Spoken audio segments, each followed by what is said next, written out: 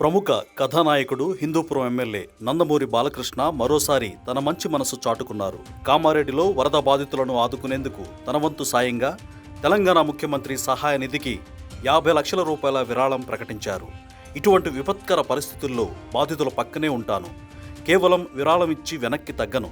అవసరమైతే మరిన్ని సహాయాలు అందించడానికి సిద్ధంగా ఉన్నాను అని బాలయ్య స్పష్టంగా చెప్పారు. మనం సాధించే విజయాలు, సత్కారాలు సమాజంతో పంచుకున్నప్పుడే అవి మరింత అర్థమవుతాయని, ఇబ్బందుల్లో ఉన్నవారిని ఆదుకోవడం మనందరి బాధ్యత అని బాలకృష్ణ భావోద్వేగంగా చెప్పారు. వరల్డ్ బుక్ ఆఫ్ రికార్డ్స్లో పేరు దక్కించుకున్నందుకు ఏర్పాటు చేసిన సత్కార కార్యక్రమంలో ఆయన ఈ వ్యాఖ్యలు చేశారు. బాలయ్య మాటలు విన్న అక్కడ ఉన్నవారంతా కదిలిపోయారు. భారీ వర్షాల వల్ల కొద్ది రోజులుగా తెలంగాణలోని పలు ప్రాంతాలు జలమయమయ్యాయి. ప్రధానంగా కామారెడ్డి జిల్లా చిగురుటాకులా వణికిపోయింది. పల్లెలు, పట్టణాలు అనే తేడా లేకుండా వరద ముంచెత్తింది. అనేక మంది తమ ఇళ్లు, వాహనాలు కోల్పోయారు. ఆహారం, తాగునీరు కోసం అక్కడ ప్రజలు తీవ్రంగా ఇబ్బంది పడుతున్నారు.